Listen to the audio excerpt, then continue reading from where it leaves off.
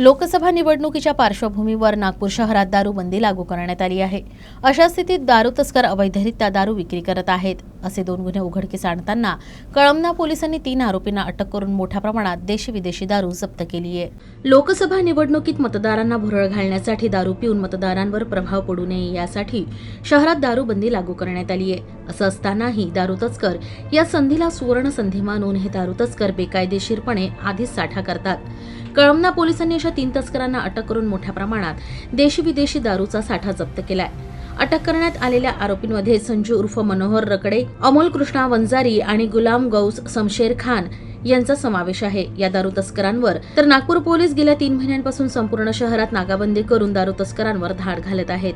अशा स्थितीत निवडणुकीच्या 1 दिवस आधी पोलिसांनी आपल्या कारवाया आणखी तीव्र केल्या आहेत। इलेक्शनच्या अनुषंगाने वरिष्ठांच्या आदेशाने आम्ही प्रतिबंधक कारवाई आणि इलेक्शनमध्ये कुठल्या त्यामध्ये काल आणि आज आमचे डीबीचे पथक यांना गोपनीय खबरी मिळाल्या।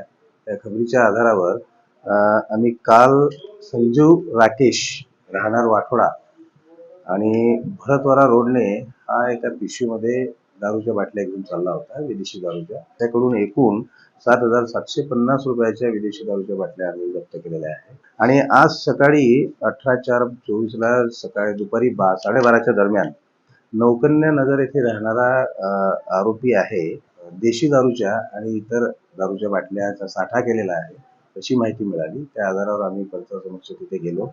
गेल्यानंतर तिथे शोध घेतला असता आम्हाला 1200 बॉटल 90 ml च्या देशी दारूच्या बाटल्या मिळालेल्या आहेत। त्याची टोटल एकूण किंमत आहे 42,000 रुपये।